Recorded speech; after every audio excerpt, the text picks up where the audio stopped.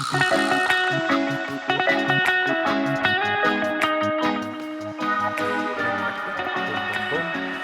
right. Hello and welcome to episode 329-ish. I always have to guess on these of the Hooniverse podcast. I'm your host, Jeff Glucker. Joining me as always, or as most of the time when we can, my man, Ron Baugh. Hey. Hey. And we have a guest tonight, a repeat guest, Mr. Nick from DC Vintage Watches. How are you doing this evening, sir? I'm doing great. Thanks, gents, for having me on. I appreciate it. Howdy, Nick. Welcome. Welcome to our, you're seeing a new version of the Hooniverse podcast. You were in, what did we use before? What the fuck was it called? Zencaster. And now we are trying Riverside. So you're on our journey of new tech. And we are messing, for those of you who have commented to me, we are working with Ron's mic. We're doing some shit. I like how he leaned in as he said it. Yeah, I'm like tuning and turning up and down volumes and levels and gains. Yeah, I'm trying to figure this shit out. And hopefully his internet holds strong tonight. Yeah, that's could be an issue, but right. then I'll switch to my phone and we'll figure it out. Right.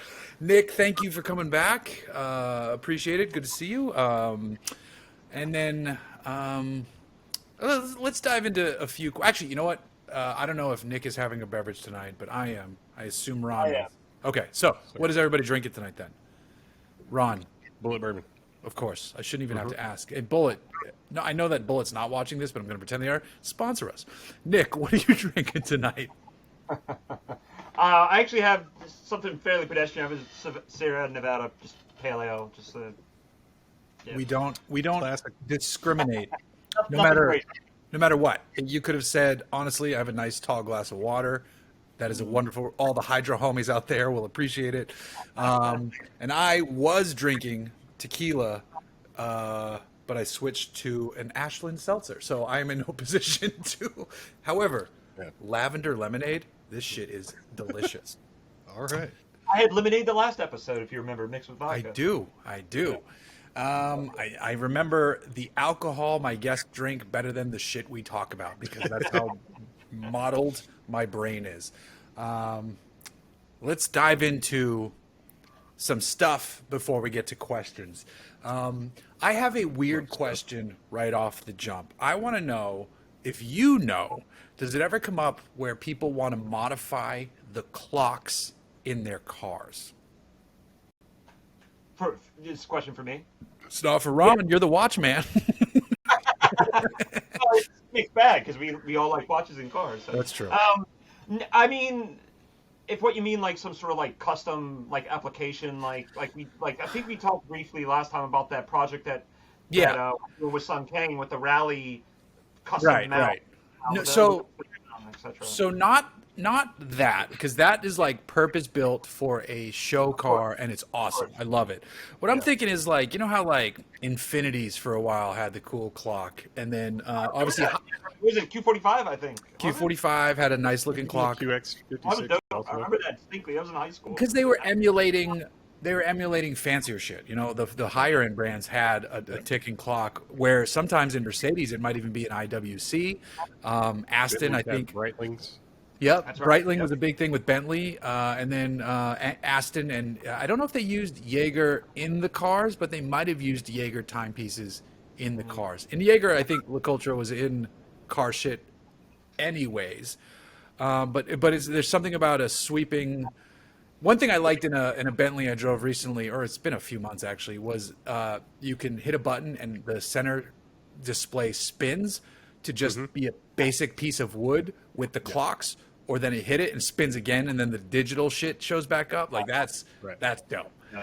But have you ever heard of anybody? Because like we modify every part of our car. Yeah. I'm surprised that we haven't figured out. Oh, the watch in the dashboard of my J35 is 35 or 36 millimeters, maybe bigger than that actually. And then what would fit in there?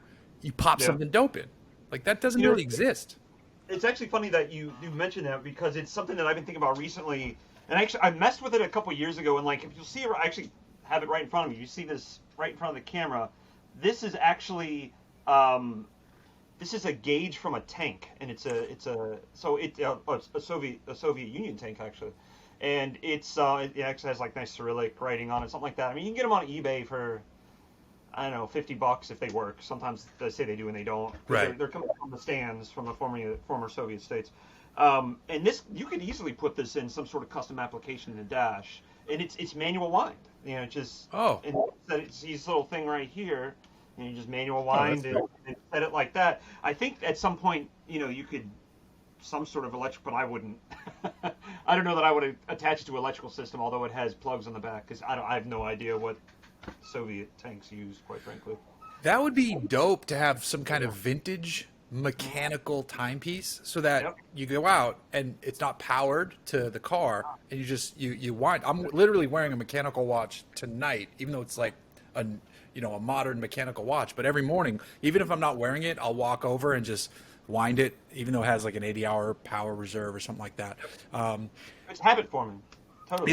It is, and I don't have a fancy display for my watches, so like the automatics, I always have to like walk out, shake them, wake them up, keep them going. I don't like using those. I've had people that will ask questions like, do you like the automatic watch winders? And quite frankly, personally, I think they're kind of a waste of money. Like, unless you buy a really nice one, which can cost, 2 or 3 of them in a nice, like a couple $1,000s, which I think is crazy.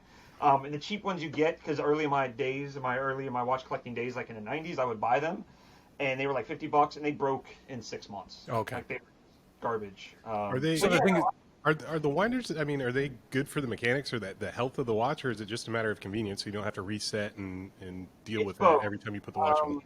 And it will depend on the watch largely. Like, this is one of those weirdly esoteric, polarizing arguments within the watch community. And it's like, do I really need to get this? Do I not? Look, I've collected watches for 20, 25 years now. Aside from those early days, I've never used it. I've never seen any difference, like, quite frankly. And like, it also depends. Like, is this a watch that you're gonna, if you like have a 3 or 4 watch collection, and like you just want to throw it on there, but you're gonna wear it 3 days from now, it might have wound down, or you're gonna be like me and you're gonna wear one, you may not wear it for like another month, you know. But so it's like, or do you? For me, I personally like shaking that automatic watch and feeling that oscillating asymmetric rotor in there. I love that feel. Yeah. You know, and but I love even more that manual winding. Like, I like on the King Seikos, the 45 and 44 series. I love a classic dressy watch, just winding it. Like, I love that shit like completely, and that's part of the thrill for me. I don't think my mic's picking this up, but I'm winding it right now. Pretty satisfying. Oh, is it? All right. Yeah. Okay. There you go. And some watches, like, there's some watches that you can that are automatic, but you can manual wind. You know, and it's It's like a PDK, or a sequential gearbox. That's to pretty get funny. back to your question, like, I'm surprised that maybe we'll get some sort of request for that, because, like, I mean, obviously I'm in SoCal. I'm not really advertising this, but like, I know car electrical systems. Like, I started installing car audio systems in high school, and it was a side gig for me where people were paying me to put in stereo systems. So I did know that too, despite the fact that I was colorblind, and I probably burned up more amps and blew more speakers than any audio installer in history. That's why they put those lines on the wires. There's the solid color, then there's the line on the. Yeah, that was always tricky. Pink with the green stripe. Oh God! Like, we gotta have 2 colors identified here. If you get shot, use a fingernail. It's not like you're gonna get electrocuted like with your home stuff. No, but that's funny, because I'm having a friend hopefully come over tomorrow to help me install. Speaking of car audio, not to get off track here, I'm going to bring it up because in this episode I didn't write in any bit for Ron and I to talk about our cars, because we talk about our shit all the time, and it's nice to not do it. But I guess I should mention it before we go on to my other questions. I did buy a very dumb, awesome thing for my Montero. I bought a Panasonic CQ VV or VX, whatever. It doesn't matter what it is, the model number is. It is a CD player / mini disc player with the VU, the meters. Yeah. It's brushed metal. It's 90s. Like the perfect combination of digital and analog, and like, dude, 70s and 90s technology. It's like, can you plug in your reel to reel in that thing? Like, And it's I fucking cool. guess hidden inside of it, it might actually have a tube too. It might have a thermionic valve, and they made a version with a visible tube, which is not the version I have. So I'm going to install that in the Montero, and I am super excited. But then I was thinking about it. I'm actually really now nervous about it because it's an off-road vehicle. Like I might absolutely destroy this by bouncing shit around the needles. If there's a valve in there, someone said if there is a valve in there, professional podcast. Sorry. Thank you. Someone said if there is a valve in there and you're actually concerned about it, like shut the radio off when you go off-roading to let it cool down. And but though it should be a small enough valve if there is a tube in there that it won't really matter that much anyway. But I'm putting it in the Montero, and I think it's going to be awesome. And I also think there's a good chance that I'm going to destroy this radio, like at the same time when I think about it. But it might sound dope for 6 months. When you sent it to me, I looked it up and I searched eBay and I found like 4 or 5 more for sale, various price points. So yes, they're out there, but they are. Yeah, I hope you don't destroy it, but right. It wouldn't be the end of the world. Now I don't know how skilled your friend is, but what you could do is you could do some sort of like quick release and then have like disconnector or connectors that can pull out, so it just plugs in. Then you just pull the whole damn thing out, throw it in a Pelican case, throw it in the back seat, and you're done. That's not like it's over. So I'm clearly building the most expensive shit box on the planet. But why stop now? It's not the worst idea I've heard. Let's just put it that way. Since the 90s is the worst shit box on the planet. Trust me, I feel you. At least I think your windshield at least has curvature. Mine is a freaking, it's a brick wall. It's flat. I don't think my windshield has any curvature. But jokes aside, I remember like in the 90s, the first system that I put in my Trooper, because the anti-skip CD technology, and I'm old as shit, clearly, CDs were relatively new, so that skip technology wasn't really there. So I had to relocate, because it used to be on any one of the 5 people in your listeners that actually know what the interior of a Trooper looks like. There's a dash, and then there's this little like afterthought thing that slides underneath the dash, and that's where the radio went. But it was prone to skipping. Like, so anytime you went off-roading, and I did a hell of a lot more off-roading back in the day than I do now. I just don't have the time, but I do it as much as I can. But I took that out and then moved the AC controls underneath, sliders, and then put the CD player where the AC went, and it worked. Hell yeah! Except now I regret doing that because I cut a lot of metal in there. Oh. Now the dash is sagging and it looks very sad. And I need to get my ass in there and do some work on it. That was a popular mod for Fox bodies. We'd switch the HVAC controls with the radio so that you'd have more depth, and like if you had like if your radio had like a preamp or any sort of like obviously RCA connections and stuff, there'd be more room up above where the HVAC controls were. So my buddy that like got me the job installing car stereos, like he built like this crazy Fox body that he still has, like built out all the interior panels and stuff, and that was like one of the first things he would do is switch the radio and the HVAC controls. That makes sense. That's very interesting. Yeah. The thing that got me thinking about the clocks is there's a Montero owner I follow on Instagram who's like bringing his Montero back to factory, and it's amazing the stuff he's doing.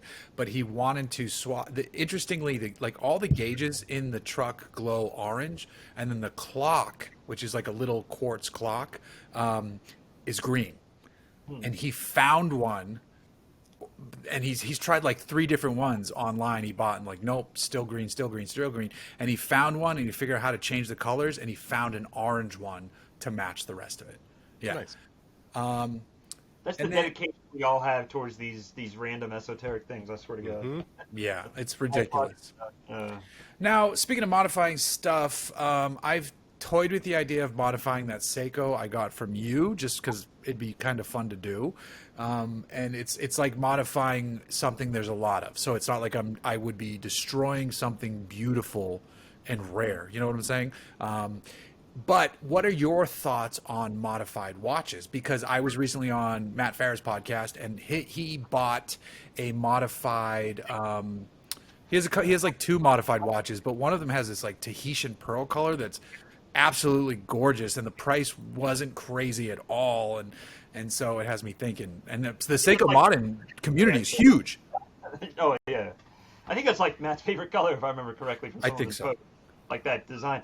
No, so this is really like a Seiko question, as you said, because like Seiko community, it's very huge because everything is so modular in the way that Seiko does their stuff. And the price point, it's not selling the same price point as like Rolex, just to throw out something random. So you can do it relatively inexpensive, and but it can be polarizing. For me, I love the modding myself. If you're selling something that's modded, like because people move their watches on or whatever, it's clearly not original. So it's like, I mean, obviously you want to be transparent, but even if you're not, it's clearly not original. And case in point, like right here.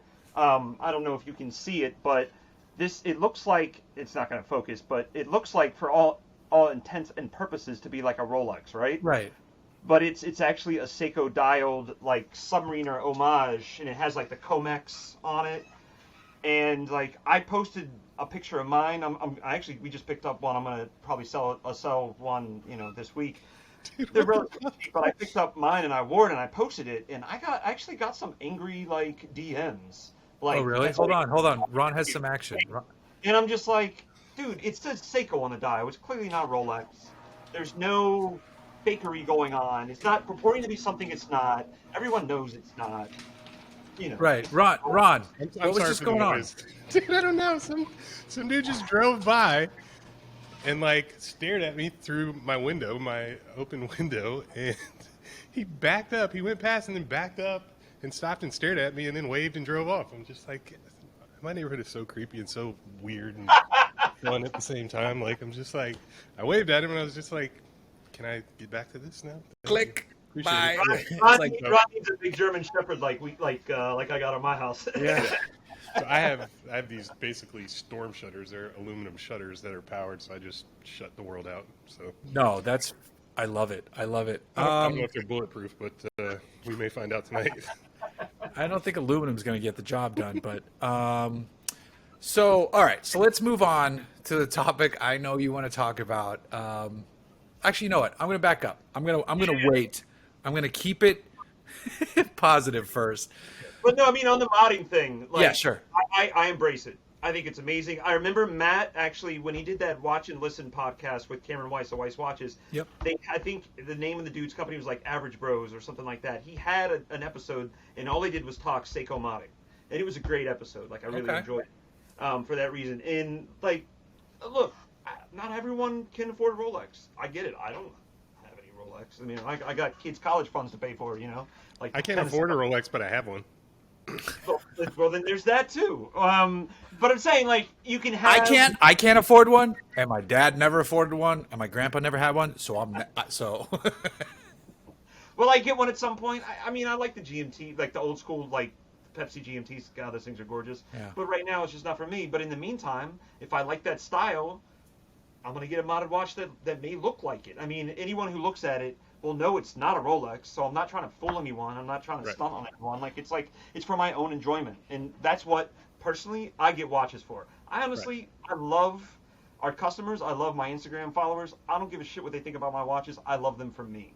Yeah, absolutely. I feel like watches and cars, man. Like Yeah. Yes. Get what you like. Forget what anybody else thinks. If you're buying to impress somebody else or just to say that you have something, you're totally missing the point.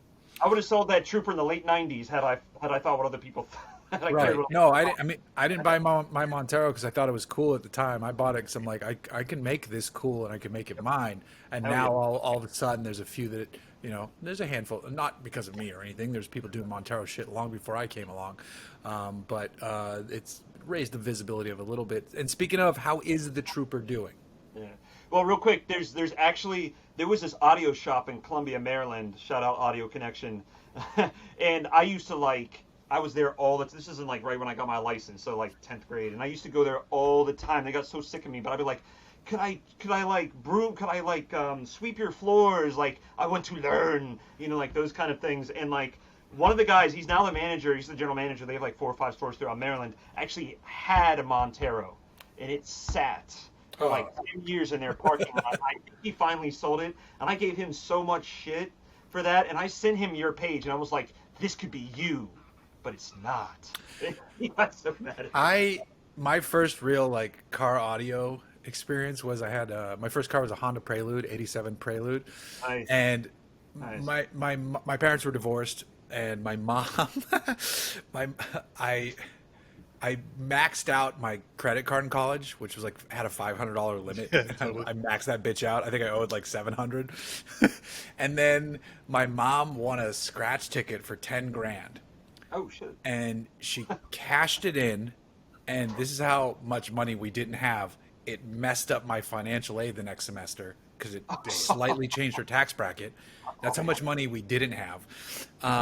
But she paid off my credit card, and then I'm like the next day I drove back to school and put a system in my car and maxed it right back out.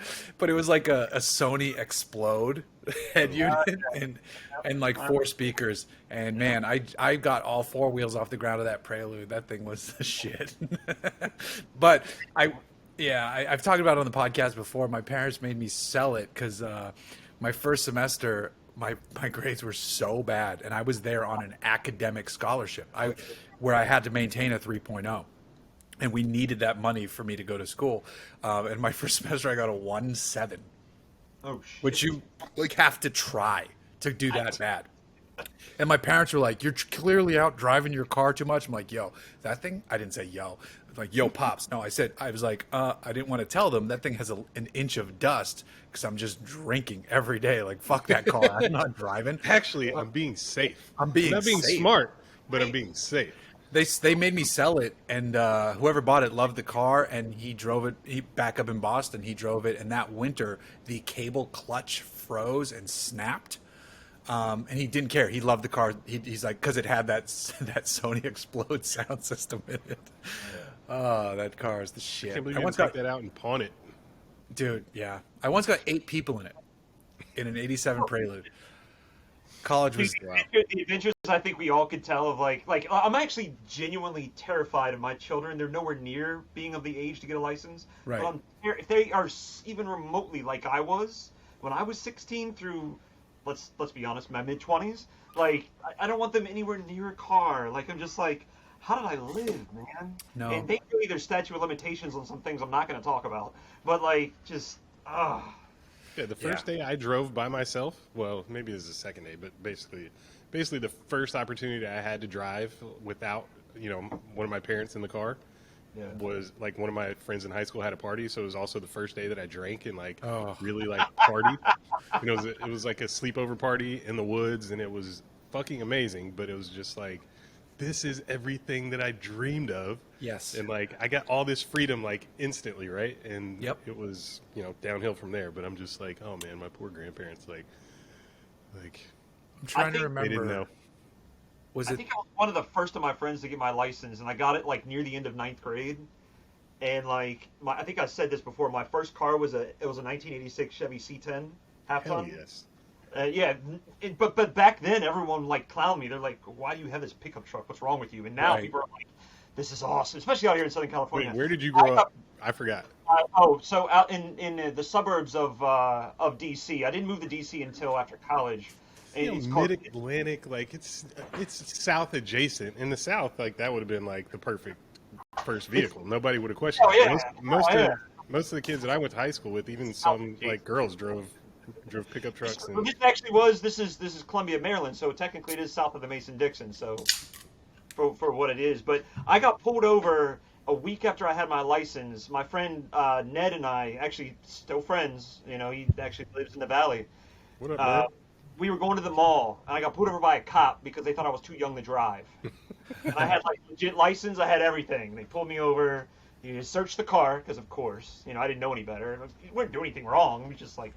But anyway, yeah. And then they were like, "All right, get the hell out of here." So yeah. Man, remember when cops used to do that though? Well, I'm speaking for the 2 white people on the podcast, Ron.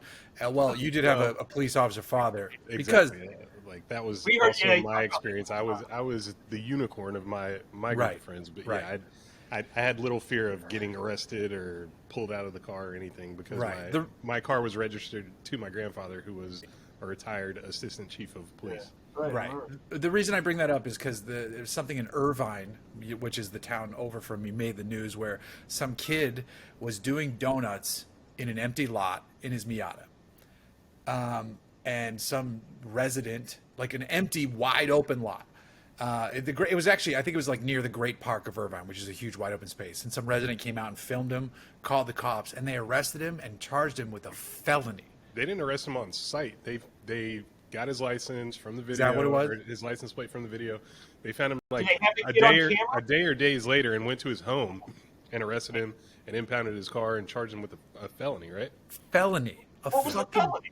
Was it like think endangering people or something? No, like that? because nobody was in the parking lot. I think it was a felony destruction, felony vandalism. Oh, yeah, because they said So he Irvine did was like $3,700 worth of damage to the to the parking lot. painted lines, Yeah. which Don't, is don't ever go up in the mountains. Like people are doing donuts all the time out there, and some So- of They're those. doing donuts everywhere, bro. the thing about Irvine is it's basically owned by a company called the Right. Irvine Company, which is a money printing bullshit factory. And this poor kid, I feel terrible because like back in the day, I grew up in a snowy country where if the snow fell, you had your license, no one else was on the road. You went out and you learned how to control oversteer. This had me thinking. This whole incident has me thinking where I want to partner with some of the younger people on the police force who maybe get it, and so maybe some of the old ones who get it too. I don't want to discriminate by age, but like this kid shouldn't have been charged with a felony. The neighbor, the resident, the person who called sucks ass. I understand why they did it, but fuck them. I would love to partner with them and create a place where we can take people who have their license, younger people, teach them fun, controlled driving things, because controlling oversteer is actually a really good skill.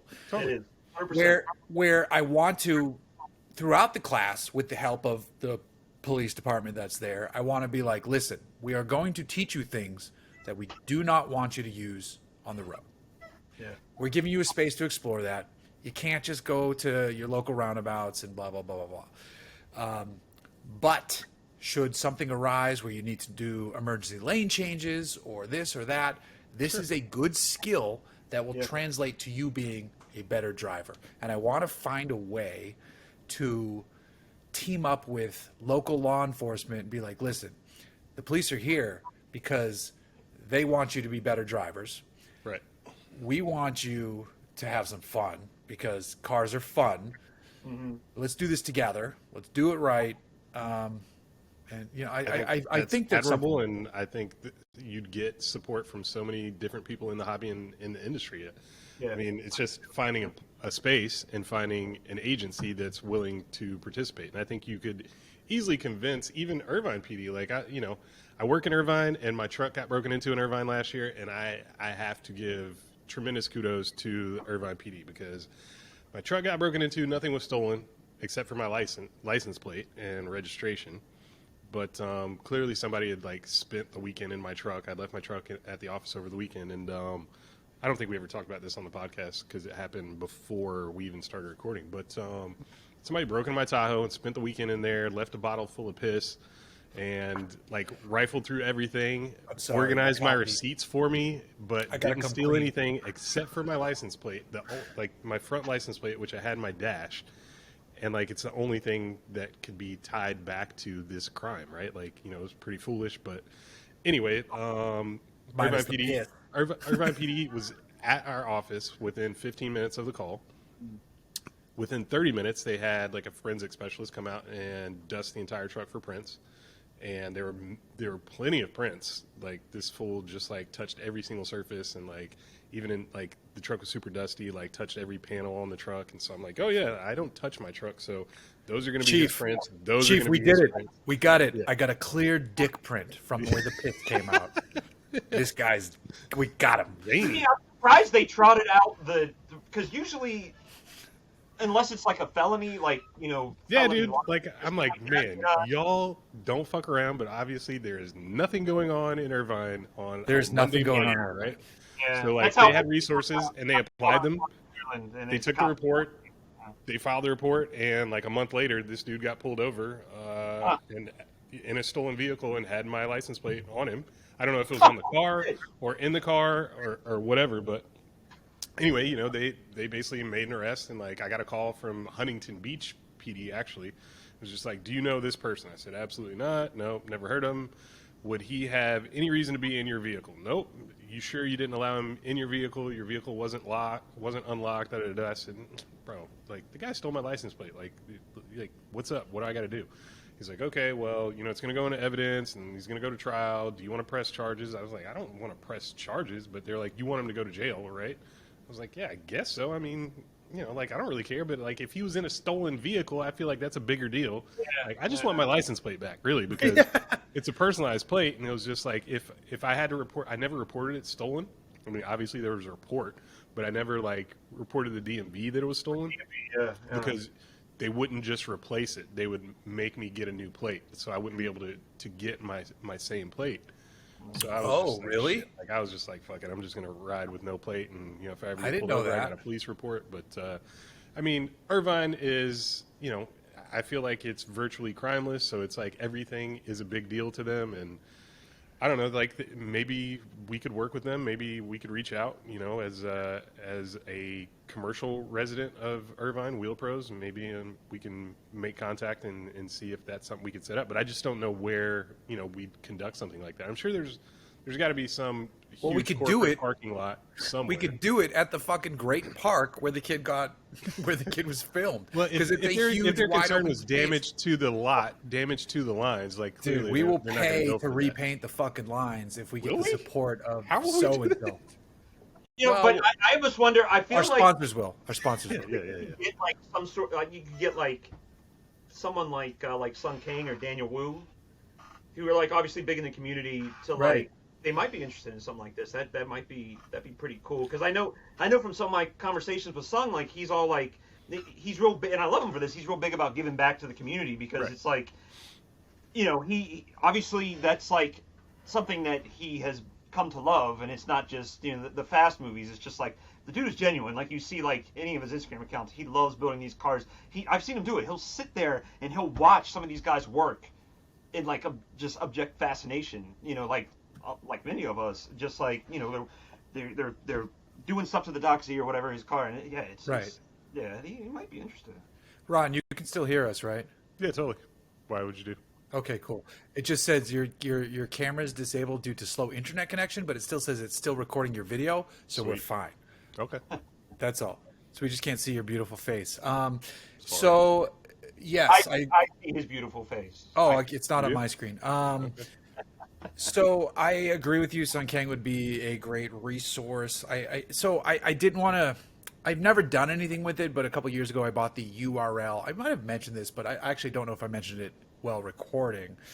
I should stop drinking during these. I own the URL Horsepower for Humanity because I wanted to.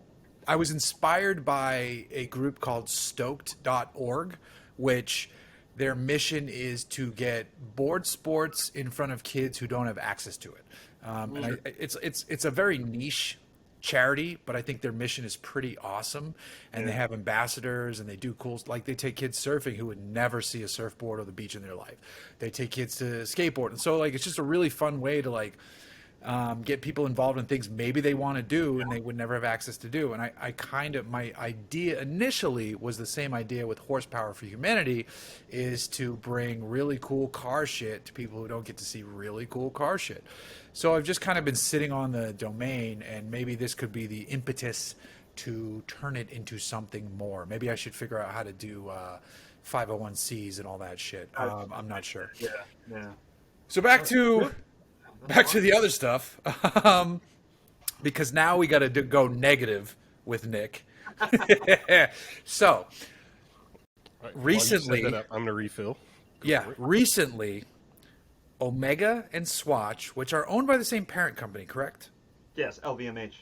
Um, Wait. Now I gotta look it up. not Anyway, Luxottica or. Either way, they have the same parent company. That part is correct, right? Or you're yes, confirmed? correct. They are definitely owned by the same entity. It's either Luxottica or LVMH or. Either way, the two of them collaborated on a watch built under the Swatch brand with. Let me back up. Sorry to Sure. interrupt. Not LVMH. It's actually Swatch Group. I knew this in it. Oh, Swatch. Okay. Swatch Group owns Omega and like a crap ton of other, like under its umbrella. Yes. So that's even funnier for me yes. because Swatch is like, "Hey, Omega, we're doing this." Yeah. So they collaborated on a run of a handful of watches. I didn't dive. Sorry to interrupt again. I'm really sorry. So Swatch Group owns Blancpain, Balmain, Brigot, Hamilton, Jeez. Glacial Original, Omega, Rado, Swatch, Swiss Timing, Tissot, and like 10 other watch companies. Jesus. It's like All of their Volkswagen brothers. Group. Yes, Like it's Volkswagen like- owns Bugatti. Yeah. Like Yeah. or You know how did Vegas, like you know a how portion. all the casinos in Vegas are owned by basically like 4 100%. casinos? That's Right. how Yeah. the watch industry is. Contemporary watch industry, there's like 4 or 5, I think I'm being charitable, I think it's less than that own freaking everything. Oh, yeah, I it's didn't less know than that until tonight. Like Swatch LVMH, which is Hoyer, and then it's Seiko, and then like Spanner Jones. Anyway, LVMH is also like Louis Vuitton, right? yeah, Too. correct. Yeah. Yes. And is Luxottica even still a brand? Do they still own like Quicksilver and shit like that? Yeah, there's like 4 things that own everything in the fashion Yep. area. That's hilarious. I didn't know they own all those other brands too, though. So They actually own Calvin Klein, because I know you like your Calvin Klein watches. I'm joking. okay, I was like, what? In your face right now, like, what the hell is I have What are you like talking about you, dog? right fashion watches? They own a bunch of fashion watch lines. CK1. So they collaborated, Swatch and Omega, and the internet blew up because Yeah. one, the internet loves drops. Yeah. Thankfully, this wasn't going to be a drop, but people treated it like these were limited edition, in-store only, limited stores. Swatch watches with Omega branding tied into their space-based watches, mostly, I believe, including a Uranus one, which, you know, whatever. I pronounce it Uranus. I don't care however it pronounces it. You can say Uranus. I'm not against it. They sold out instantly. They were being flipped for crazy money, and then Swatch was like, "Yo, we're gonna make more of these. Fucking cut the shit." But You were saying that before hardcore watch people like our friend Nick and our friend Matt Farah fucking hate these watches. Where I, as a casual watch fan, was like, "That seems fun." Tell us. I'm gonna open the floor, Nick. Yeah. Explain why you vehemently hate this, and you do vehemently is fair. Will you It do is me a that- favor and just include like a technical description of the watch and like why it is what it is and how it's Oh, he's gonna not- go into that. Yeah. Oh, Okay. well, I have to caveat everything here. At its MSRP, which is, I believe, $299.99, I think it's fine. I don't. It's plastic. It's quartz. Obviously, us watch purists. To be completely transparent, I own some quartz watches. They're all like in the early '80s. They tend to be. Looks like it Hoyer, hurts you to Seikos. say that. So yeah, there's that. But it's quartz, it's plastic, it's made to be disposable. And that's Swatch's shtick. That's always been their shtick since way back in the day, since they were founded, really. But when you have these unscrupulous individuals, and I'm going to call them that, but I guess they're serving a market and they're selling them for like $5K on freaking eBay. I take issue with that because it's Sure. like really $5K, you could get a legit Omega Speedmaster. For Right. that. Like mechanical, probably like a 145, a Ref 145.0022, like a Speedmaster Professional, not even the smaller reduced variants. So I just don't get it. And then it's like, there's always these people that are tracing that hype beast. They're like, everyone has it, so I gotta get it. True. That kind of stuff. Look, those don't tend to be the people into watches. It's just for status. Cool, go for it. I mean, if one is money and all that, that's my opinion. Right. If you're going to buy it because if you're buying it because you think it looks fun, you like that it's got a little bit of tie-in to the space thing, and you're buying it for the MSRP, and Swatch said early on, this is not a limited edition. Right. We are going to make more of them. It's like when Timex came out with the Q watch, and it's like they're mining their back catalog. It's like this Pepsi bezel. It's kind of cool. They made it back in the 70s. Those went apeshit. Or the internet went apeshit for those. Not to the same level of the collaboration between Swatch and Omega, and they were selling for triple or quadruple what it, MSRP for, and people were, trying to flip them for that extra money. You know where those people are now if they try to flip them? They're not making that money because Timex kept pumping them out. They're just catch up to demand. So your I don't want to say disgust because that's too strong, but your dislike of the watch collaboration doesn't lie with the original retailer, it lies with the resellers. Well, it's yes and no. So there's that part of it, and then there's the other thing. Like then you get to the watch, call it snob if you will, watch snob, purist, whatever. In me, like this plastic thing will never be an Omega Speedmaster.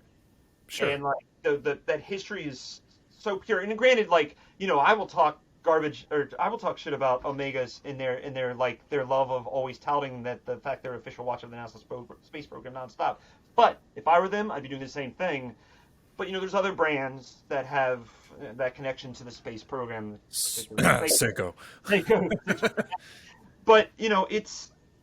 I think I was kind of surprised Omega made that decision, and then you realize, like you brought up, it's the same company. So like, I would love to know, New York Times or whichever investigative journalist, not a watch journalist, but like New York Times, Washington Post, whatever, was there pushback by Omega? What, or was it just like, yeah, whatever you want, I'm trying to get a promotion, make it happen, we'll make a lot of money, sell out our heritage, so be it.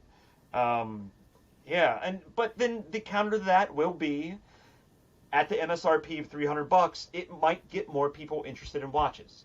And that's a win, I think, for the community as a whole. I would have loved it if it would have been a mechanical movement, because God knows we need like hundreds, if not thousands, more watchmakers to be trained, because it's a shortage as our love for watches expands, they all need to be serviced at some point, and we have a dire shortage of watchmakers. So like, yeah. So it's a throwaway item with the Omega name on it, and that just doesn't jive. Yeah. So I can see that. On it. At $300, it seems really cool. No, it is. Right. And look at $300, like the all plastic watch is not really that's the other thing I'm not really a fan of that. But that's my personal opinion. But I think if you're new on the watch scene, you like the fact that it has the Omega Speedmaster connection, and it's $300. You're not paying $5K.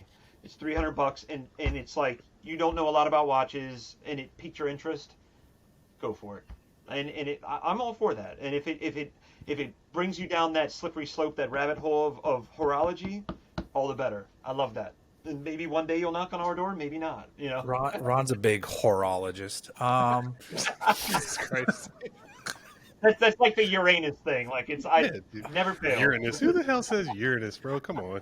I also say sanctimonious finance. ass. I also say finance and not finance. But it's like because I'm a New England elite. Okay. Bear has posted on these things a couple times on his account, and like, man, I mean, normally it's fun reading the commentary on his posts, but it really, like, the watch dorks like myself really came out on both sides. It's been the vitriol aimed at these watches is wild. It is. It is. There's not a lot of people that because like, even though I strongly dislike it, I do see the merit. Yeah. But a lot of people are one or the other. It's very polarizing. It's black and white. There's no nuance. There's no gray area. Yeah. Unfortunately, there should be. But I agree with that. Let's move on to questions. We got some good questions tonight. First one on Twitter is from our friend Bradley Brownell. And this is funny because he hates watches, but he wrote, I need a watch to wear with a suit every day at my new job. I'll be interacting with wealthy car collectors and would like some new statement pieces to add to my collection. Okay, currently, I have a Shinola Runwell, a gold all-metal G-Shock, which I want one of those, and I had a chance to buy one at a good price from Farah, and I balked, a sub-date Hulk, and an Autodromo Group B. Please also recommend some good straps. Okay, well, I'll start with the easy, the strap thing. I get that question a lot because I mean, obviously we don't sell straps, but we like watches. I like Crown and Buckle. They're based out of Florida. They're Yep. black label. Their black label leather straps are amazing. I've got maybe 7 or 8 on watches in my collection. I love them. They age very well. There's another one called Two Stitch straps, and you can find them on Instagram. They have like this reversed, like I don't have one in front of me, but it's like a reversed like leather strap, and it's like kind of distressed, so it looks kind of cool on like military watches. And then Boulang and Sons, and everyone's heard of them. Well, a lot of people have anyway. They're based out of, I think, Italy. They're based in Europe, but they make very nice leather straps. That's probably the highest price point out of the three. From what I understand, they used to make the straps that Hodinkee would sell at a markup. Exact Oh. same straps. They made them for Hodinkee. I don't know if they still do. That was what the rumors were. I don't know if they're still true. And those, let's see. So I think Black Label will be about 50, $60. The Crown and Buckle Two Stitch is about the same. Boulang will be maybe $90. It's all quality leather. I love theirs. All three of them make quite excellent straps. I'm trying to remember. I just bought one off Etsy. It might be this one. Let me see if I can find the strap because I forgot we have the ability to share screens here, which is fucking fun, Moving on up. right? So let's see. Can you guys see that? It's black. It's blank for me. Oh, there it goes. Oh yeah, there it is. So I think it's these guys. Yeah, this British company, Watch Strap Central UK, really good prices on NATO's, and I just have bought this exact strap is what I have on my Seiko right now, and I absolutely love it. So And there's a that's lot of, important too because you'll get some cheap NATO type straps made out of nylon, and they'll come from overseas and they'll be garbage. Like the stitching will Right. come out, it'll be cheap nylon. And then this one, I mean, obviously, I mean, I don't have one of these, but I can tell just you can usually tell just by looking. If you like me and you look at watches and straps literally all day, every day, right. that looks like it's high quality. I know I will always plug for Uncle Seiko. Okay. That makes, I mean, if some of their stuff works in Omega too, they make exquisitely high quality stainless steel bracelets that will be modeled after the original. And I love Larry. He's the guy that owns it. Like I count him as a friend of mine. Well, actually, we put a lot of our watches on his bracelets, and like they're copies of the original vintage ones from the 70s, and he does them better than the originals. They're better Wow. quality. They're like better stainless steel, like thick end links, but yeah, but the thing, like, actually, little interesting side note, there is a gentleman, and I use that term loosely because I do not consider him a gentleman, based in Ohio, because Ohio, and and he has trademarked the term NATO as NATO strap. He's trademarked the term G10, which is how the Brits refer to NATO straps.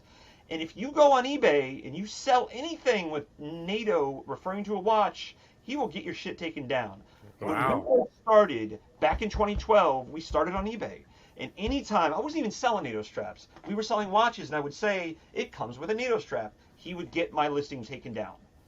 And Wow. he actually, I know strap companies that are based in the United States, and if you look, and they use that term, if you look in the fine print, it will say the NATO is trademarked by this guy, and they have to pay him to use that term, and it's like an onerous. It's like 10% of every strap they sell goes to him. So we need to come up with another term, and fuck that guy. And I'm just like, it's NATO, it's North Atlantic Treaty Organization. That's Right. How can anybody own a trademark on that? just insulting to me. Like this is just. But I digress. get Sorry it. about that. It's just Oh, like that's a good digression. yeah. That's crazy. So there you go, Bradley. Lots of good strap choices. Yeah, but watches, as far as watches yeah. go, and it's interesting because like I don't know, and you guys will know this better than I do because I'm relatively, even though I have this long love of cars, and you've seen some of my cars that I've owned, like are now like the Chevy and the Trooper, etc., the Integra. These are all cars that people see now, which is crazy to me. But I'm relatively a neophyte when it comes to automotive compared to you guys. So in the watch community, there will be some snobbery. Sometimes not. Sometimes there will be. Sometimes people buy Rolex just for the name. My wife has a friend that is married to a lawyer, and my wife remembered this one time where he's like, "Look, a Rolex. Ooh, look." And my wife, I love her. I was like, so what kind of automatic movement is it? And he was like, look, a Rolex, because he knew nothing about it. He knew the name. So it depends on the clientele. Like, I mean, are these guys that are just buying because it's like a Porsche 911 and it's a rare one? Or is it like they dork out like everyone in this conversation does on automotive? And that will be the thing. Rolex will always Because Bradley could run into the guy who has the Rolex, but then he sees like some cool Seiko on his wrist. He's like, is that a Pogue or you know? You said it, not me. I'm not trying to hawk my stuff on your on your listeners. Thank you for that, by the way, though.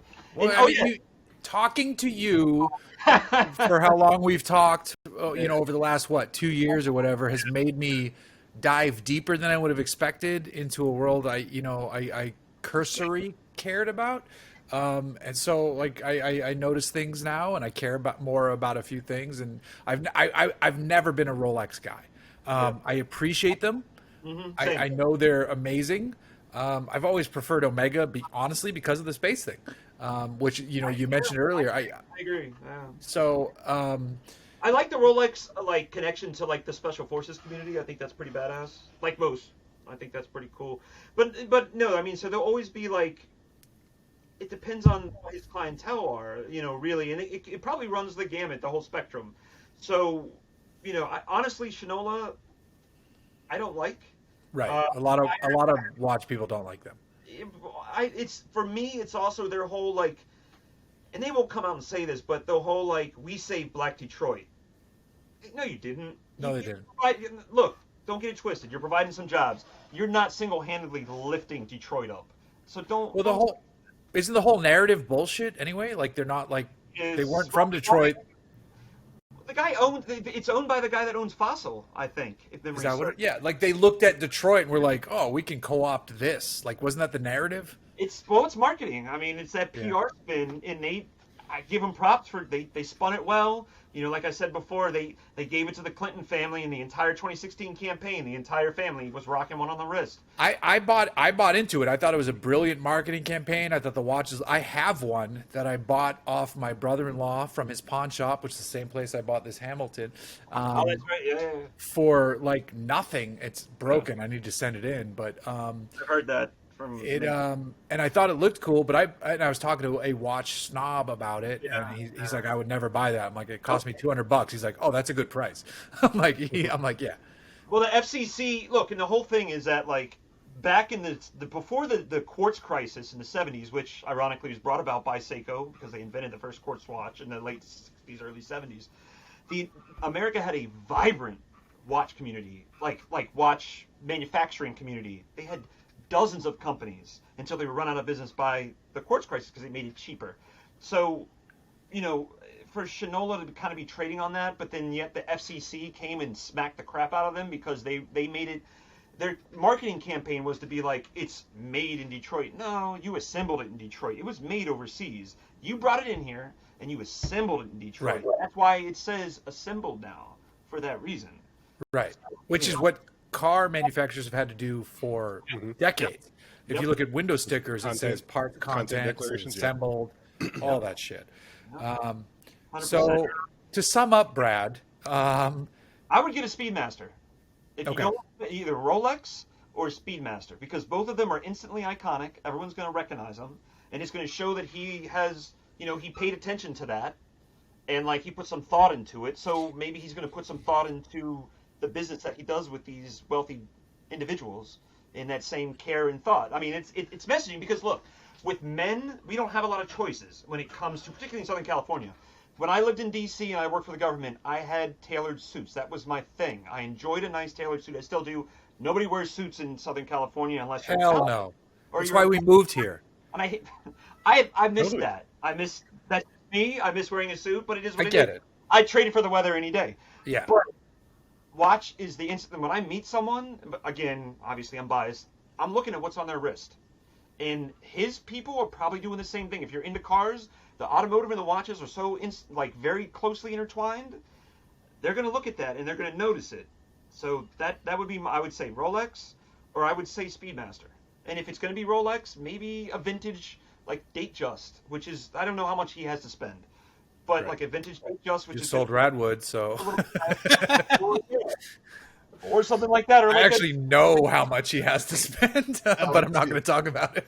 Sorry, Brad. Can I piggyback that and say, like, you know, I agree with you. Like, working in the automotive industry for 20 plus years, and like being specifically in the kind of the high end and luxury segment of the industry for most of my career, it's like, you know, everyone judges you by your watch. And when I said earlier that I have a Rolex but I can't afford it, it's because, I mean, I could afford a Rolex if that was a priority, right? But one of my old bosses gave me a 50th anniversary sub. Back like a year or two after I got it in 2007. It was gifted to me. Like company used to give Rolexes out, and even, you know, Omegas and Breitlings, like all kinds of cool watches out every year to like our top dealers, right? So one year, 2007, I kicked ass. Like I did all this shit, like, you know, like launched a magazine, like designed body kits, just crushed. And I got a 50th anniversary sub. I can never remember. That's the Kermit, not the Hulk, right? Is that right? No, but it's going to be like, but if you have a lower, and this for more than just your question, but if you have a lower price point, have a watch with a story, like the Jeff, you still with us, right? Okay, yeah. So like this the Seiko, the 1970 Seiko 6139 Sever, which is nicknamed after doomed, ill-fated French F1 driver Francois Sever. Sacre bleu. That story. Because then it also shows that you're a man of culture, you know, and you took that time to learn that story. It's not just it's not just a Shinola that was trendy, right, or an Omega Swatch collaboration. It's something with a story that that people love stories behind. For sure. Watch anything. Let me finish my story. My story is like I'm not like sorry. that company, that boss is like, you know, a dark period in my life, so I never wear that watch because it reminds me of that. And it's like, yeah, I was rewarded for something incredible that I did, that I pulled off or whatever, but I'm just like, I just get a gross feeling when I wear it. I never got papers. I got the box, but like, you know, it's like a watch like is a statement piece, and that watch, especially nowadays, is a statement piece. And I'm like, I don't want to be that dude walking around. Like, you know, it's just, I want to sell it. I want to sell it, but I'm like, what should I replace it with? Like, I'd like to get like one or two cool watches out of the deal. Yeah, I know, man. But like, you know, I want something less like flashy. Like, you know, I'm not comfortable wearing anything of value, even driving anything of value in Los Angeles these days. Like, you get followed home, you get you know, jumped, and you know, if you're sitting at a cafe, people are following people. Drive. Don't go to Rodeo Drive, and you'll be fine. People are following people home to steal their mountain bikes. That they see in the roof of their car, which is crazy. Right. But you should get that appraised, because Rolex prices are like air-cooled Porsche prices. Right. Yeah, you should get that appraised and flip that bitch out, because fuck that. You have a story there to tell on that, and that was, you were a fucking badass. You did all this stuff. I mean, clearly you're naming you're known in the automotive community. It's not like you're a random person. Like, you have this history, and you won it for doing awesome shit in the automotive community. Like, that's the story. I would tell that story if I owned that watch. But like, automotive community. Seriously. You know, I would tell. We are judged so instantly. Like, I found out after the fact that I got a job. I got one job almost entirely because I showed up wearing that watch, like, to a couple different like events and stuff, and it was like, oh, well, here's this guy that can, you know, talk shitty drift cars and like, you know, muscle cars, and he shows up wearing a Rolex, and I was just like, oh, like, that, like, knowing that I was judged based on that, as though I went out and procured that watch and I bought that watch and I was like this serious watch enthusiast, when I'm not necessarily. Like, I like nice watches. I'm, you know, I know something about watches, but like, I also haven't found my own identity in the watch culture. Like, I'm just like, I don't want to be known by this. Like, you know, Fair and I were probably the only two dudes that owned Fox bodies and had that watch. Like, he commented at, like, we met for the first time at Radwood 2018 or whatever, when in Orange County. And like, he came up and he was just like, "Oh, dude," and I was like, "Yeah, I know you have the same watch. Like, trust me, I know." And it was just like, you know, it's kind of like a fraternal thing. So that was cool. But I feel like more often than not, like, I would be judged by that watch, and like, you know, assumptions would be made, and I'm just like, dude, I'm just a car guy. Like, you know, I got this as a gift, and I'm really not even that stoked on it. Like, It was I don't know. It's just Right. been like a weird, like not shameful thing, but it's just something that like I don't really celebrate, and I'm just like I would like to trade this for one or more things that I actually would enjoy and like have interest in, but I just haven't figured out what that is. We're gonna follow up. We're gonna follow up on your watch adventure as you go to sell this, because it's gonna be like the project car stuff when we talk about like, all right, where's Ron's Rolex? Like last year when I saw I I saw some selling for like 20,000 plus, I was just like, it's yo, interesting. that's my boat. Like, because what other companies are like that? You know what I mean? Where it's like that instantly recognizable status symbol. There's not, and you don't know. You can find. Like, my mom is not into watches at all. And if I'm like, I got a Rolex, she'd be like, how did you afford that? Right. You know, like, Exactly. she immediately knows. it's like But, showing like, up you in a can- Mercedes or a Bentley or a Rolls Royce. It's just like, certain assumptions are made, and it's just like, yo, that's not me. Yeah. Like, You can I don't show up with a identify. Patek and, like, 8 times more than that Rolex. Right. And no one would give it a second glance. Exactly. Yeah, Right.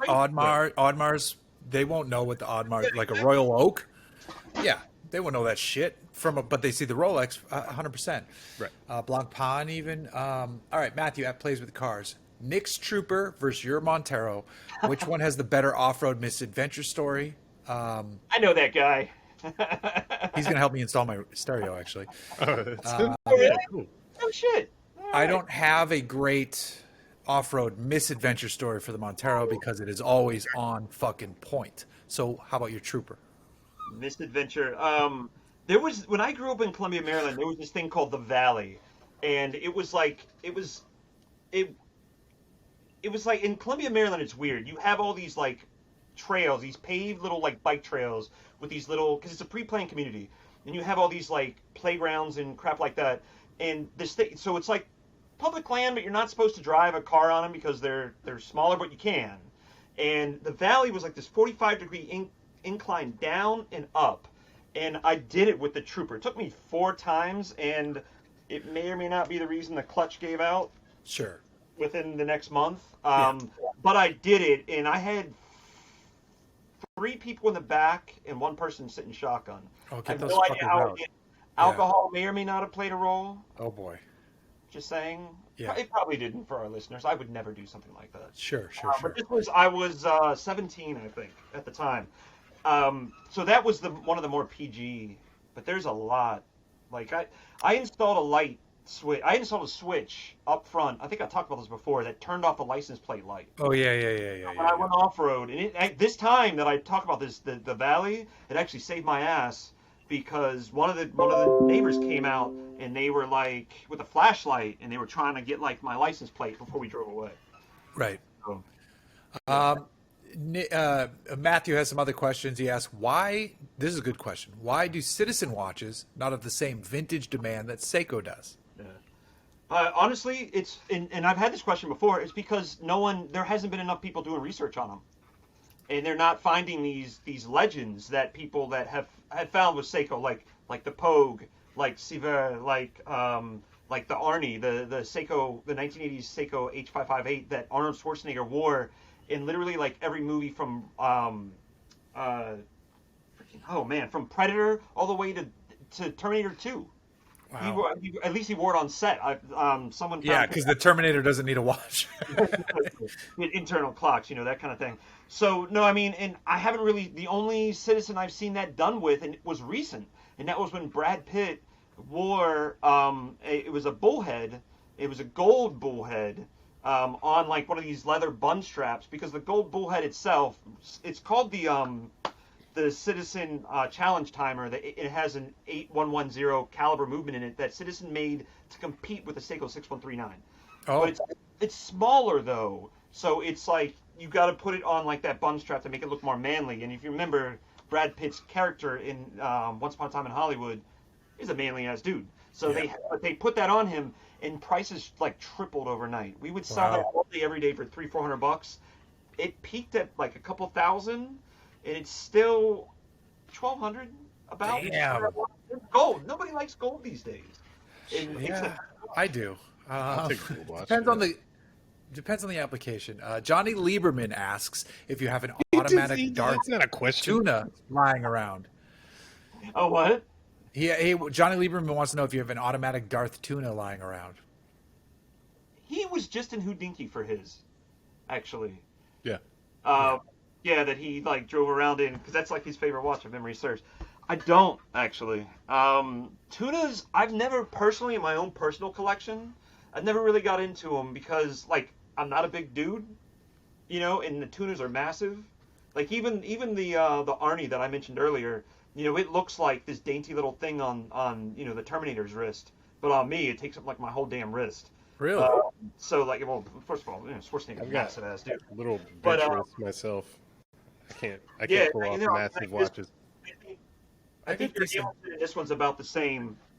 This is a Seiko 6619. It's one of those MACV SOG, like the Military Assistance Group Vietnam Special Operations Group had these during the Vietnam conflict. But no, I mean I don't. I've sourced them for clients, for customers before. We've got some dealers that we work with pretty regularly in Japan, and that's where you're going to find them. They're not going to be, for the most part, here in the United States, or they'll be. So sorry, Johnny, I don't have one. I can go back and forth because this thing's tiny. This thing's only like 37 mils.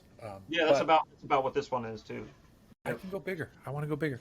I like those because they're super comfortable. Like the military ones, like the 6734s that they made for DoD in the 60s and 70s. Crazy comfortable. I'll put it on a NATO. Yeah. Nice. Kevin S. at LF9 Body, wanting to buy a vintage Accutron Space View. Any suggestions for where to purchase a historical oddball? I mean, I think we have a suggestion. Are there any other Chronotech dead ends worth exploring? Chronotech. Oh man, so the Space View is very much in demand, but there is a really big it's called Frankenwatch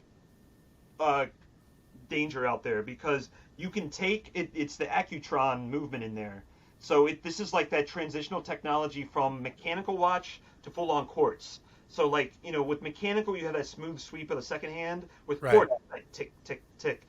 The Accutron and Seiko had this with their Astron and some other movements. It's kind of quartz. It uses a battery, but it still has some mechanical parts in it. I.e., it's transitional, and it will do that smooth hand sweep. They only made it for a couple years. It's incredibly hard to find competent watchmakers to work on the Accutron, so that's a danger. I have that. You actually see.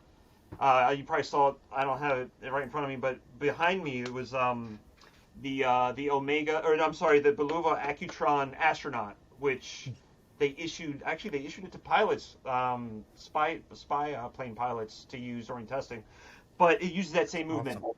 They're hard to service, and like mine was a GMT, and I gave up trying to find a decently priced GMT movement when mine crapped out. So I just bought a non-GMT and threw it on there and removed the GMT hand because I still love the watch, but I'm like, I don't want to mess with it; it's too expensive. So that's a danger. Wow. We can do it. Obviously I'm gonna tout my business, but like it's hard to find someone that can, because there's a lot of danger on eBay. A lot of people will take ones that aren't Space View and convert them into Space View by literally removing the dial. They'll just take the damn dial out because the Space View, it's like there's no dial on it per se. It just shows the movement, which is badass. It looks really cool. And they'll do that and they'll sell it as it's a Space View and it's not a real Space. Awesome. Yeah. So that's a danger. They're not. There's a couple watchmakers that will specialize in servicing those movements, and it's not cheap.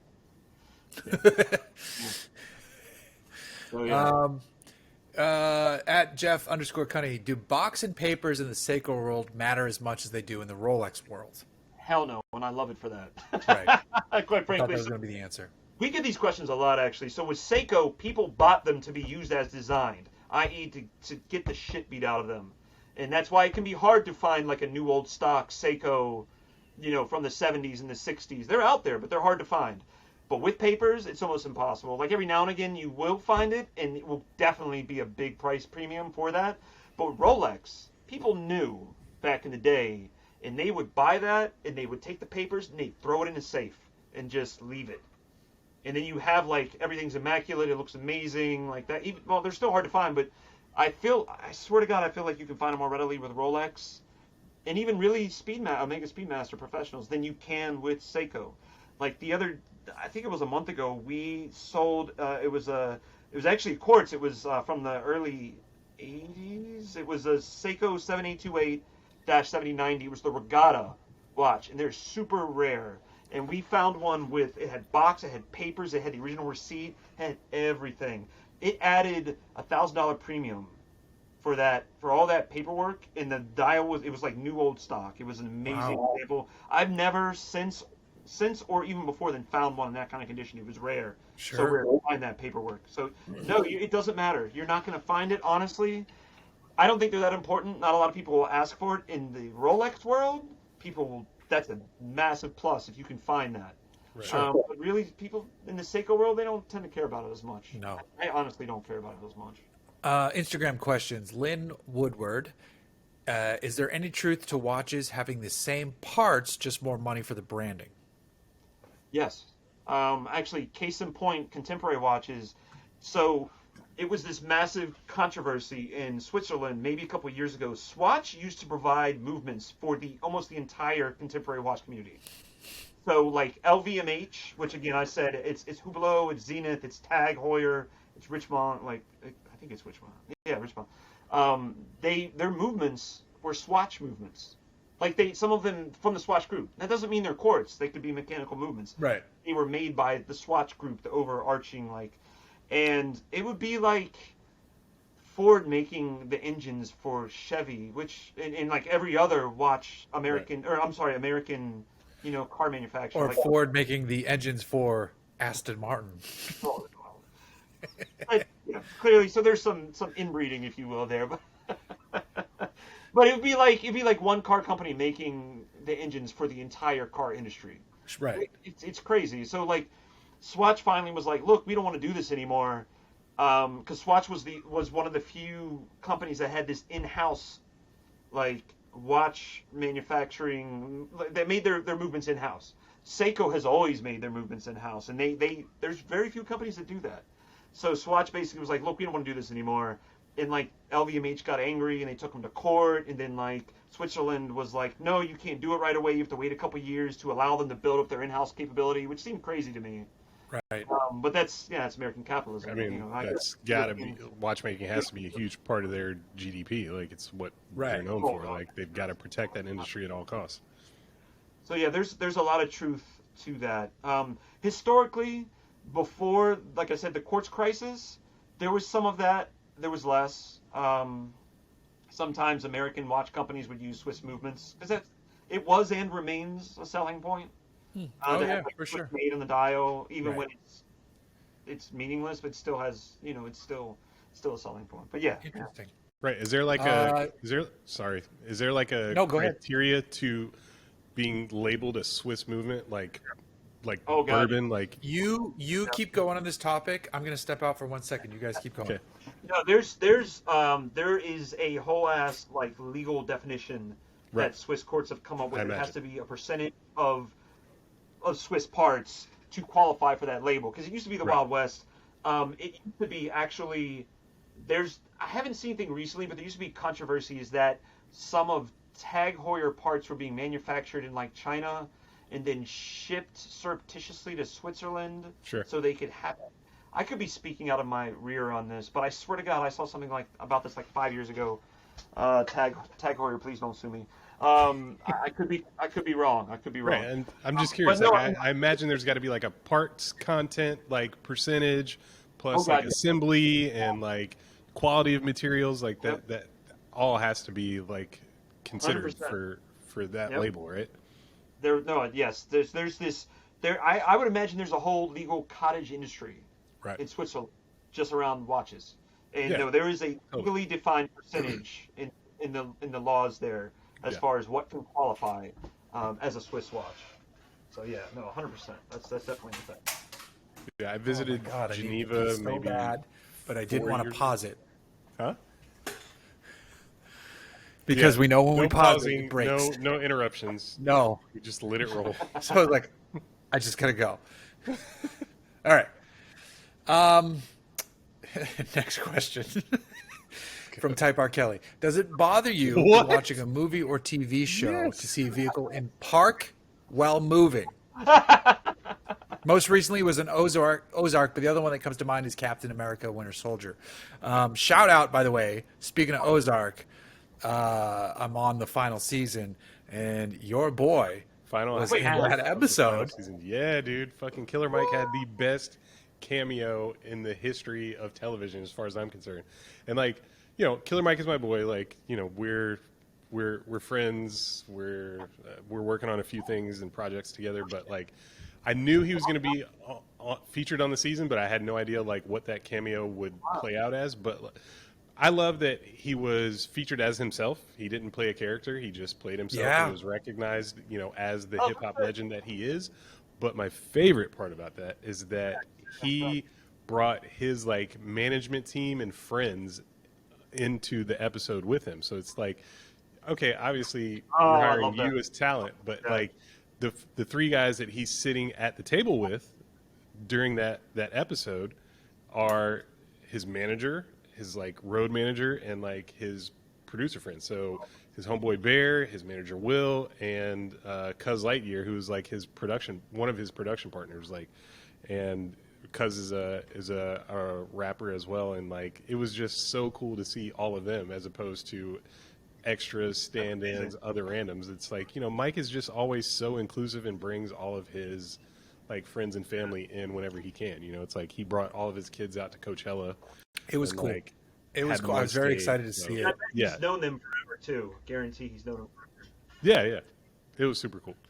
So No, have you been? Sorry. No, it's you got okay. the floor, It was dude. Ron's audio was going Yeah, slow. I'm not talking. Your audio slowed down. We weren't trying to Oh, jump okay. in on you. My bad. Sorry about that. No. It's his internet. It's his internet. No, I mean, I'm actually slacking on Ozark. My sister is like, "Why have you not started watching it?" Like, I'm watching Outer Range right now. I just started watching it. It's pretty good. Is it good? I wanted to see that. But it is. I mean, Josh Brolin's. I love Josh. Yeah, Brolin. Josh Brolin's great. And I've been since I moved out to SoCal. I've been on like a Western kick. Shout out to Nicholas Gonzalez actually in Borrego that's coming out on Netflix on the 14th. He plays like it's like this like I guess there's like it's on the border with Mexico and I think he plays like a border patrol agent. But it's like this whole drama. Like he's a great actor. Like I love that. But no, I've been really watching the hell out of Atlanta because the new season just dude. came out. Yes. I love Donald Glover. He's just the nuance that he builds in each episode. Totally. That look, I'm like and I've talked about this before. We talked about this last time. Like, I've been I've been involved in the hip hop community forever. Like, I love that. Like, but like, there's so many like inner things. Like, if you're a white person and you have no clue of black culture, you're not going to get half the stuff that he has in there. Like, obviously, Right. I'm not black, but like, I get. I'm missing a shit ton of stuff. I'm missing a shit ton of stuff too. But like, some of the inside stuff he puts there, I'm just like, oh my god, that's amazing. This show's just brilliant. I love it. Yeah. I posted something to- a few weeks ago. I just think it's like the most brilliantly and beautifully written show in. I can't say television history, but like in my television there. consumption history, it's just Yeah. it's otherworldly. Like it's just so on point for a young half black Yeah. dude from Atlanta. Like it's just like it's so like evocative of the experience of growing up in Atlanta. Nice. Which I'm like I'll never know that clearly as growing up as a white person. When we talked about the cops being pulled over, a couple of my friends, like my friend Ned I was talking about, he is black, and like when we grew up, like there was like a distinct like we would get pulled over more when I was with black friends than when I was with white friends, and it would always escalate. I'd be like the only white person in the car. The cops Right. would always have their guns pulled. Like and this is in Maryland. I'm not saying all cops are like this, but that was the experience that I had with that, and it's just like man, I don't even want to get into that. Sure. And to answer your question, Type R. Kelly, yeah, we get annoyed when we see vehicles. Type R. parked. Kelly is one of the On greatest movies users. and TV shows. Total tangent. Man. Evan J. Cruz asks, are there any notable Seikos from the 90s that are worth pursuing? I mean, I think the answer is yeah, lots of them, right? Yeah. No, we're getting to that era now, and it's like this sliding scale of what is vintage because as we get older, clearly some watches that we wouldn't consider vintage 10 years ago now are considered as such. When I started this business 10 years ago, shit, 10 years this month actually. I didn't even think about that. I got to do a giveaway clearly. Anyway, but no, I mean, it was like the mid '80s were like the extent of what I would consider vintage. But now I would consider the '90s to be that. But the problem with the '90s, and you saw this with Tag Heuer as well, the design cues. I'm sorry, they're garish, they're ugly. I'm not a fan. There's a lot of two-tone. I'm not a fan of two-tone. That's just me. So were there a lot of there are a lot of watches, clearly. Are there any I like? There's not. My personal taste, obviously, and that's going to differ. Sure. But yeah, I mean, it's. But I will say there's probably a lot of value to be had there because what you continue to see, like Seiko from the '70s increase in price and '80s, I haven't seen it with the '90s at all. So who knows? So what vintage Seikos are undervalued right now? I'd say it's still '80s to a limited extent. We talked about this briefly before. Like the 7005 series from the '60s and '70s are still great values. They're mechanical. A lot of stuff from the '80s, like I would say even like the 7828 I mentioned earlier. Some of their lesser known varieties, because they made like a couple dozen varieties of that movement, like different dials and stuff like that. The rare ones they're stable, but they're up there. But like the more common varieties, I think, like the black dials and the white dials, you see those a lot more. They're pretty decent. I think they're undervalued. I think they will go up. Sure. But you get into this, and it's like then it does get into other turf. Like, are you buying because you love it? Are you buying because you're investing in it? So it's like, and both are fine, but they're going to be different endpoints. Right. Right. All right. I'm going to say I think we covered a lot of ground. I have one Go ahead. question for Nick. Okay. Before my grandfather passed away, like he had this watch as long as I was alive. But before he passed away, he gave me. You said Rado. I would have pronounced it Rado because I've never heard the brand like spoken about. I say Rado too. I think that was a slip up. Do you? Point. Okay. All right. So anyway, like Rado. he gave me a Rado that was like polished, and like it had some weird aftermarket band on it, like some stretch band. It was like the band was super cheap, but like the watch was legit, and I either lost it or it was stolen. I can't remember, but I was in college and like I clearly didn't deserve that watch at the time. But I go on their website and like I see that they basically still sell that same watch in a bunch of different iterations. But like I wonder if it's I don't care about value, but It's breaking up a little bit on my end. Yeah. No, mine too. I was saying I don't care about necessarily the value of the watch, like as an appreciating asset. But if I were to try and reacquire that watch, would it make more sense to just buy it new, or to try and find a vintage version of that watch? Is that something that's like sacred or just cool? Is there any difference in construction and engineering and materials or? So you're saying, just to recap, you're saying like there was a vintage watch that you got, and they did Rado like reissue it? Well, I see it like basically the same watch available for sale new on their website, or at least aesthetically it's the same watch. I can't tell the difference, but I've been separated from the watch 15 years myself, so I don't remember all of the details. But I think it had day and date. So I think I found the same watch on their website for sale new today. Should I just buy that, or should I is it something that's, I don't want to say I'm not worried about the value, but is it something that's cooler and more, more authentic and, just cooler to find like a vintage version of that same watch? I mean, it's really, so there's a couple questions here. So it's like, what are you going to, if you're going to use it for like some sort of like you're going to wear it during like activities and shit, like you're hiking or whatever, like. I don't hike, so don't worry about that. Like, I'm not wearing any watch hiking, mountain biking. Like, this watch is not going to, it's not going to see any dangerous activity. Don't worry about that. I mean, there will be there will be a difference in engineering. Like, like before, like the machine tolerances and the technology has advanced wonderfully since the 60s and 70s. So, and Rado was something that it's a watch that's not crazy expensive. So, it'd be easier to buy it new, and it would be I would say it would be a higher quality watch, and it would last longer. Now, is the watch that you're looking at, is it quartz or is it mechanical? It was mechanical because I remember like Okay. what I loved about it was shaking and that like shaking it to wind it and like that like gyro movement, like feeling that, like that was my favorite thing about that watch. So again, I don't know if that's like that. Yeah. That carries over to the new watches, if that's still the case, or I don't know anything about the brand, so I don't know like how it's evolved or if they've like cheapened their movements, and or if like all that stuff is still true. Is the reissue that you found, is it mechanical? I imagine it is. Like, it's been a couple years since I really looked into this. I was really like thinking about replacing that watch for my 40th birthday a couple years ago. So it's been a couple years, but I imagine that it was. I would find out if the reissue is mechanical, because if that's Right. what you love about it, then Right. I would just get the reissue, quite frankly, because it's the least amount of trouble, Sure. I think. And what you're gonna get, you're gonna know you're getting something that's not like been messed with in any ways.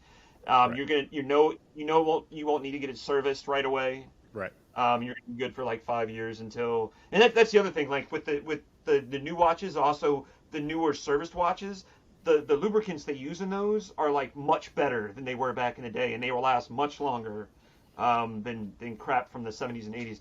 And like, unless you know the ref number, the model number, it's gonna be hard to find that vintage one. You're gonna be forced to like, literally, you're gonna throw some search terms in Google Image, and you're gonna be plugging through that. Some people have the time to do that. Some people don't. Right. And sometimes if they don't, they'll come to us, and then we'll do that late work. But no, like I said, Rado is, I mean, that's owned by Swatch Group. Right. So, it's full circle on that conversation. Yeah. Obviously I'm biased towards vintage, but in this instance, I mean, if it looks like the one that you were after and is mechanical, and you're getting that oscillating, asymmetric weight in there, charging it, and that you love, go for it by all means. Cool. I appreciate it. There you go. So we've had a lot to talk about. Nick, can you plug your store for us? Of course. Online we are DC Vintage Watches, and that's www.dcvintagewatches.com. You can find us on Instagram under the same thing, at DC Vintage Watches. We have a couple of other pages. We have one that's specific for the DMV, which is DC, Maryland, Virginia. And we have one specific for Los Angeles, and those are like at DCVW_Los Angeles or DCVW_DMV. We also have a page. It's DCVW_Faco Friday, where we like roast these. We don't name and shame. That's not us, but we will roast the hell out of some of these fake ass watches that are sold on eBay every Friday.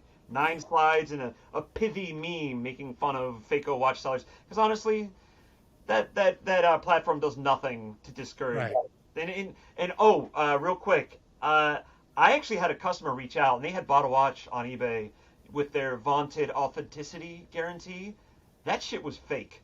It was a very good fake, but they showed me the dial, because they had their watchmaker take the dial off, and on Seiko dials in the back, they'll have a 2-digit number that is the month and the year that it was made, and if it doesn't have that number, for the most part, it's a fake dial. And it was a fake dial. It was a fake True Pogue, which can sell for $3 to $4K if it's legit. Sucks. And it was not. And eBay said it was authentic, and it was not. And I gave them the talking points. I said, go back to eBay. This is what you tell them. This is what you register the case as. And they won their case. They got their money back. Nice. But sorry, tangent. I do that. That's us. That's awesome. That's cool. Yeah. That's awesome. You know where to find Ron and I. So we don't need to rehash all that shit. Nick, thank you so much for coming on. I really appreciate it. And for everybody else, we will see you on the next episode. And there you go. Thanks for having me. Of course. Thanks, guys. Appreciate it.